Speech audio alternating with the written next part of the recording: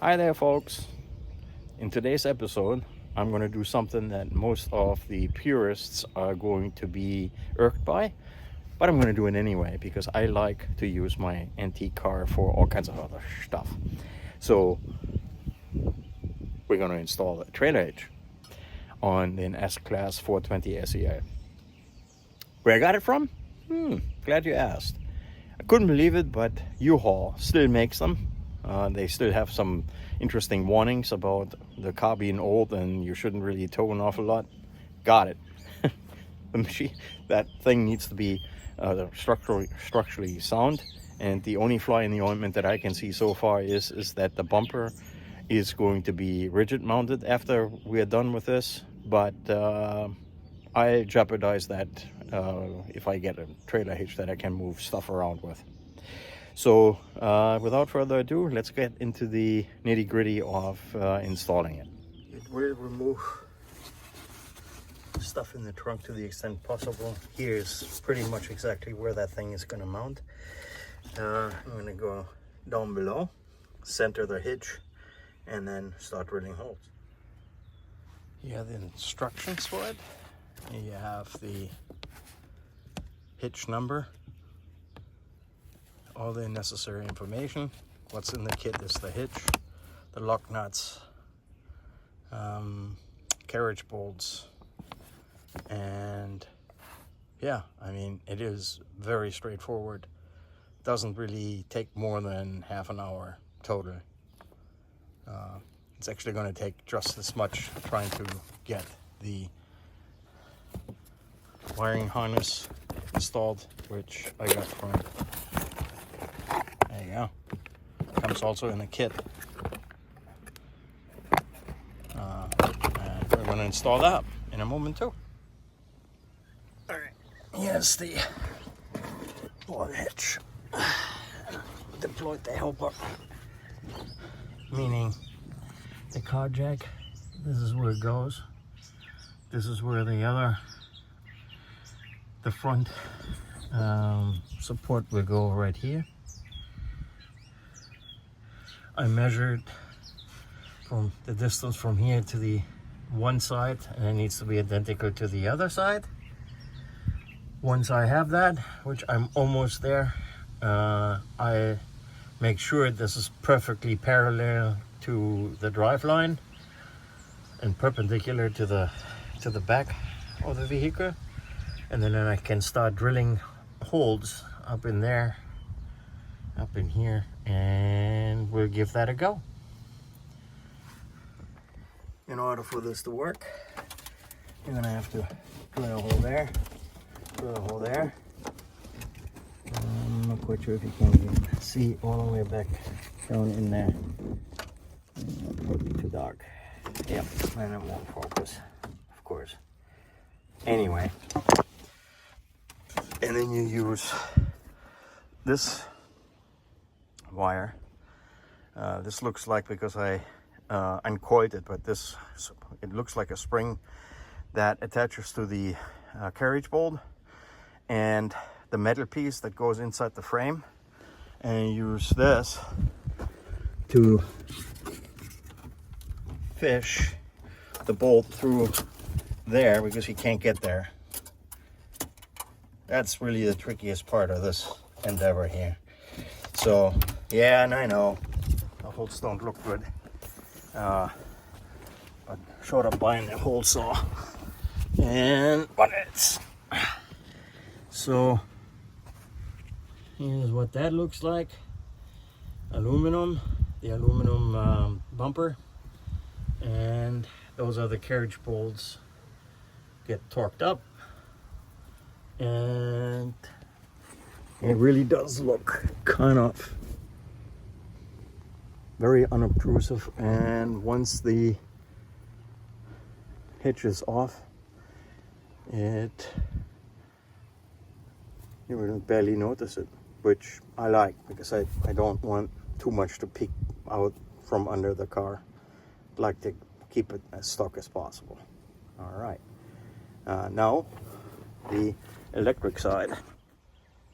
Trailer hitch is mounted, so now we're gonna mount this thing, and that is, I need the plus going to a positive. And what I did, in rather than pulling a new wire all the way to the front, I actually got this up to the antenna that has a 7.5 amp circuit that this thing has, and that's the black red wire up there that I tapped into. That's for permanent plus. The ground over on that side, and then the rest of the wires right here go to my light assemblies. And I cut the insulation open, found the wires, and I'll show you in a sec how to probe for the wires in this connector.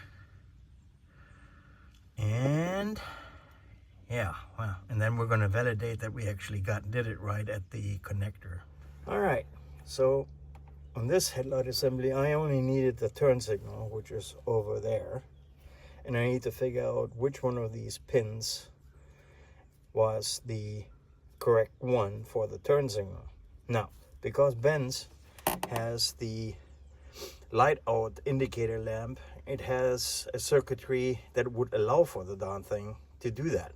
And because everything is hardwired, some of them share wiring commons, and that's the whole reason why when you put a multimeter to use right there in this setting, diode, so the moment that you close the contact, it's going to make a sound. There you go. So if you were, this being the ground, the center contact would be would be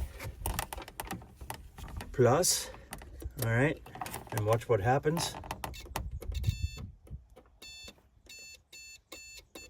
Because if you leave this wire connector, this plug installed, you will not find which wire that is. So you're gonna have to disconnect it out of this assembly, and that's the black cap that comes out of it. You can pry that off. So now you do the same thing, put it on plus, and you figure out, there it is. So the number 3 pin, meaning this thing ever comes back. Ah, here we go. And don't lose. They come up when you push them in, so they need to be. So it's the yellow green wire that I put this connector in here, and I added this wire and snaked it all the way back through the back here to the other side to the wiring harness for that one. But that's how you prove out which wire that is in here. So you figure out which one of the tail light, brake light, turn signal you have, because otherwise your trailer will not work correctly light wise. Don't forget to put the cover back on. Now we're gonna put insulation tape over top of where I cut to the extent possible. I'm going to do that on the left side, and then we're validating that we did this correctly by putting the ignition on and using another test light to see if my trailer connector is actually working as intended. Okay, validation time. I'm using an old-fashioned probe light. Negative contact is right there, so that's ground, and if I touch anything positive, that's going to be positive. All right, I got brake light on, and according to that wiring diagram, I have the green and the yellow. There you go. And I also have the tail light, which is the brown one. Cool. And now I just need to check on the turn signals.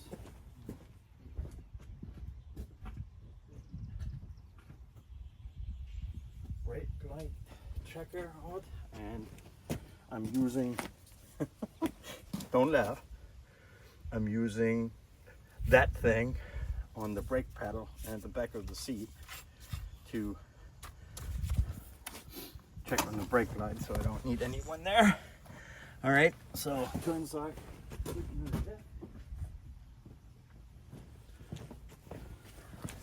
right, that should be this one. That's the yellow. There you go. All right, and now the right one.